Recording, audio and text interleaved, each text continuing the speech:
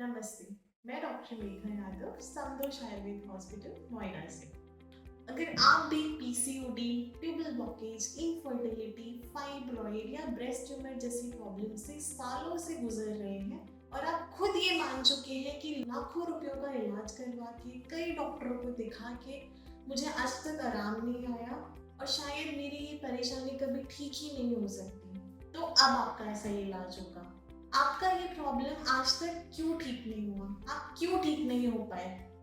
तो मैं आपको आपके सही कारण बताती हूँ। सपोज आपको पीसीओडी हुआ, तो पीसीओडी में रसक्षय अवस्था, शुक्रक्षय अवस्था, स्ट्रेस फैक्टर, स्त्रोतो अवरोध या फिर थायराइड, ये तमाम कारण होते हैं।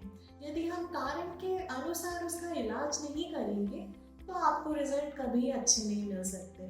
वहीं अगर आप इनफर्टिलिटी की बात करें तो एग की क्वालिटी, एग का अच्छा होना, उसका सही साइज, सही शेप और उसका ओव्यूलेशन होना, उसके अलावा ट्यूबल ब्लॉकेज या फिर आपका एंडोमेट्रियम का अच्छी तरह से डेवलप ना हो पाना, और इसके अलावा यदि आपका मन का संयोग नहीं है तो सारी रिपोर्ट्स सही होने के बावजूद भी आप कंसीव नहीं कर पाएंगे। या फिर अगर आपकी बॉडी में टॉर्च नाम का कोई वायरस का इन्फेक्शन प्रेजेंट है तो वो गर्भधारण होने ही नहीं देगा। वही अगर फीमेल में सारी प्रॉब्लम्स ठीक है तो फिर हम मेल फैक्टर्स को रोल आउट करते हैं कि मेल का स्पर्म काउंट कितना है, स्पर्म मोटालिटी कैसी है, उसके अनुसार हम इलाज करते हैं।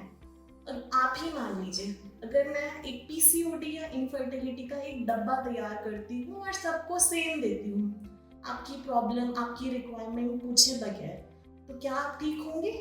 नहीं, शायद 2-4% लोगों को आराम आ भी जाए, लेकिन जो रिमेनिंग 90 to 95% लोग होंगे वो तो यही समझेंगे ना कि जी हमने आयुर्वेद भी ले लिया, हमें तो कोई असर नहीं हुआ।